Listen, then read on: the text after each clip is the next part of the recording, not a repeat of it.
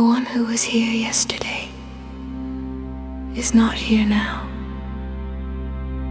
This does not feel true. It feels like there has been continuity, like someone moved from that moment into this one. Like the same center has traveled through experience. Like something remained through change. But what you call continuity is memory appearing now. Not the past continuing, the past being recalled. There is no direct experience of yesterday, only an image, a sensation, a thought labeled as mine. And because this thought refers to another thought, which refers to another memory, a chain appears, a sequence, a timeline. And within this timeline, a character seems to persist. Someone who was there, someone who came here, someone who is still becoming. This persistence feels obvious. You remember your name. You remember your history. You remember what you regret. You remember what you wish had gone differently. You remember what you were told about yourself. And from this remembering, a conclusion quietly forms. I am the same one. But notice, the memory is happening now. The recognition is happening now. The reference to what was is being assembled in this moment. You are not experiencing the past. You are experiencing a present thought about the past. Continuity is not perceived, it is inferred. It is not something you directly observe. It is something you conclude based on recall.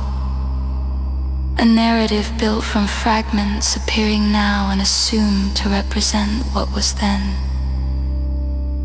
Without memory, how would you know you have lived before this? Without reference, how would you confirm that this moment belongs to someone? Not theoretically, directly. Without memory, what evidence remains that there was a yesterday for you? The body is here. Sound is here. Sensation is here. Breathing is here. But the one who is said to have lived through yesterday appears only as thought, only as image, only as reference.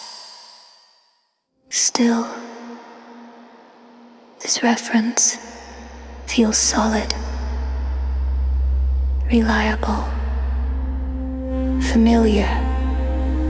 It provides orientation. It answers the question, who is here? With a story, a remembered shape, a personality, reconstructed now from impressions of what once occurred. This reconstruction happens so quickly that it feels immediate, seamless, as if the past has flowed into the present without interruption. But flow is assumed, continuity is imagined. Each moment appears on its own, fresh, unconnected, but thought stitches them together, using memory as thread, creating the sense that something has been moving through time. You say, I woke up, but waking is present. The memory of sleeping is present, and the idea that someone transitioned from sleep into wakefulness is constructed now.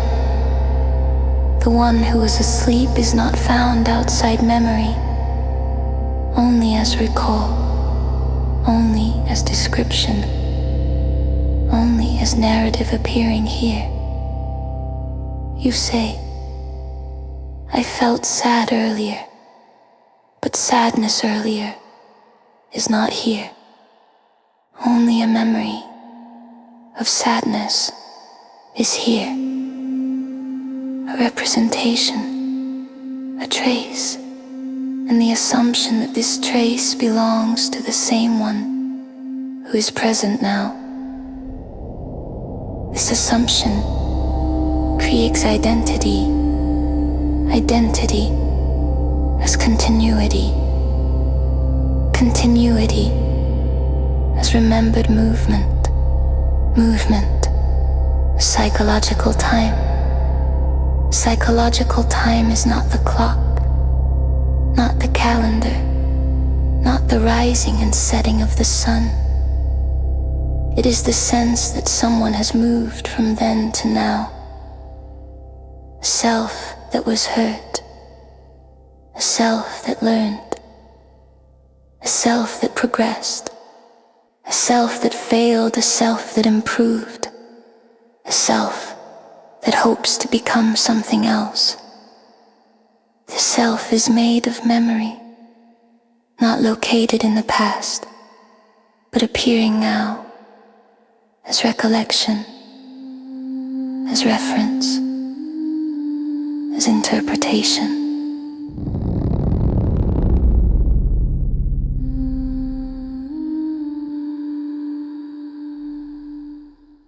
And because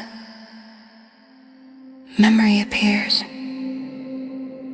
with emotional tone, with sensation, with imagery, it feels alive, immediate, real. But memory does not prove continuity. It only suggests it, like a photograph suggests a place, like a story suggests a character, like a name suggests a person. Without memory, the sense of me does not continue. It must be reconstructed, recalled, reassembled. Each time experience appears, the one who was here yesterday must be remembered in order to seem present today. And this remembering is constant, automatic, unquestioned. So automatic that it feels like being, rather than recalling, so seamless that it feels like existence, rather than narration. But what you call I is largely a reference to what has been, and what may be, a bridge between memory and anticipation, suspended in thought, the past as image, the future as projection, meeting here as identity. And yet, this thought is seen, the memory appears, but it is noticed. The image arises but it is known. There is awareness of continuity, which means continuity is appearing within something that does not continue. Awareness does not move from yesterday to today. Memory does. Thought does. Narrative does. But awareness is simply here, now, without reference, without extension, without history.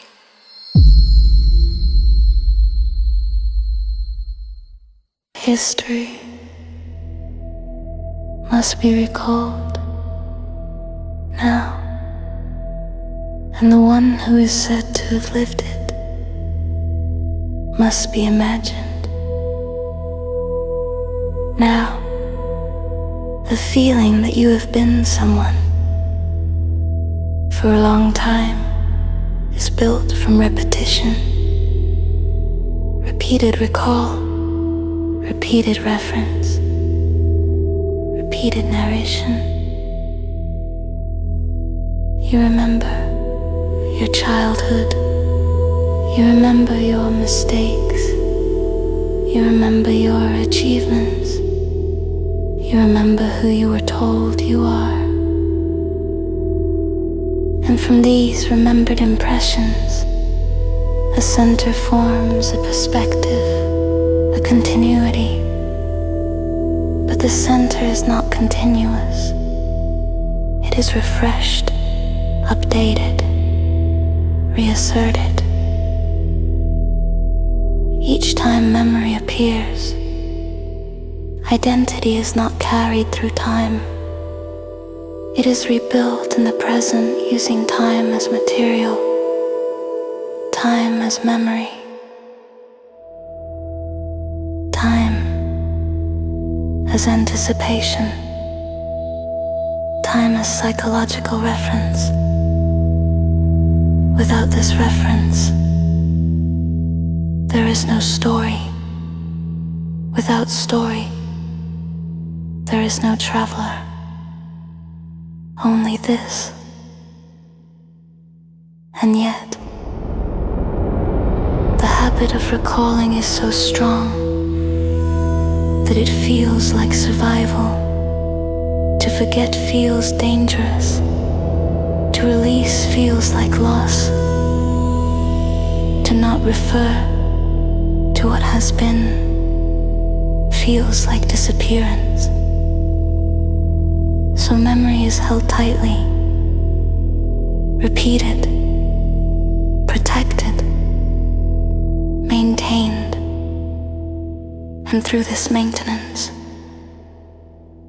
continuity is simulated. A line drawn between moments, a thread connecting what appears to what appeared. But the connection is conceptual, not experiential. No moment has ever experienced another moment. Each appears, each vanishes, and the one who is said to move between them is remembered into existence. Now, you may feel as though something has persisted through the years. A presence, a personality, a character with history. But this persistence is made of recall. Each moment that seems to confirm it is assembled now. Each recognition is present. Each reference is immediate. The sense that you have been moving through time is created by memory, appearing in this moment. Without memory, there is no movement. Without reference, there is no timeline. Without recall, there is no one who continues. Experience does not say, "This belongs to you." Sensation does not confirm, "This is happening to the same one as before." Thought makes this claim, memory supports it. Narrative repeats it, and repetition creates familiarity. Familiarity creates certainty. Certainty creates identity. But certainty is not continuity. It is agreement with a story. A story that must be recalled again and again and again in order to feel real. Continuity is not something you detect. It is something you assume based on memory, based on recognition, based on the ability to say, "This happened to me." But the one who is said to have lived it is not found outside thought, not in sensation, not in sound, not in perception. Only as description, only as narrative, only as an image appearing now. You may say, "I have changed. I am not the same person I was before." But the person you compare yourself to is memory. And the one who seems to have changed is also memory. Both are appearing now. As thought, as reference, as interpretation, change is measured between two images, and both images are present. Neither exists outside this moment, and yet a timeline is imagined, a movement is assumed, a progression is constructed. Someone who is there, someone who is here, someone who will become something else. This someone feels continuous. But this feeling is built from recall, from association, from the habit of linking what appears now to what appeared before. And the linking happens now without this linking. There is no sense of movement, no sense of duration, no sense of having come from somewhere or going somewhere else. Experience does not arrive with a timestamp. Sensation does not announce its origin. Sound does not confirm its history. But thought labels, thought organizes, thought places this moment after another and calls it continuity. You say, "This is happening again." But again is memory. You say, "This feels familiar." But familiarity is recognition, and recognition is recall. The system compares what is happening now to an image of what happened before. And if there is similarity, a conclusion forms. This has continued, this has lasted, this is still me. But similarity is not persistence. Recognition is not continuity. Memory is not duration. It is reappearance. Now, the sense of having been someone is renewed. Each time you remember without remembering, there is no one to continue without recall. there is no past to belong to. Without reference, there is no story to carry forward. And yet, this renewal happens so quickly that it feels like persistence, as if someone has been here all along, moving, learning, becoming. But what appears to have been moving is thought. What appears to have been learning is memory. What appears to have been becoming is anticipation. A reference to what was, a projection of what may be, meeting now as identity.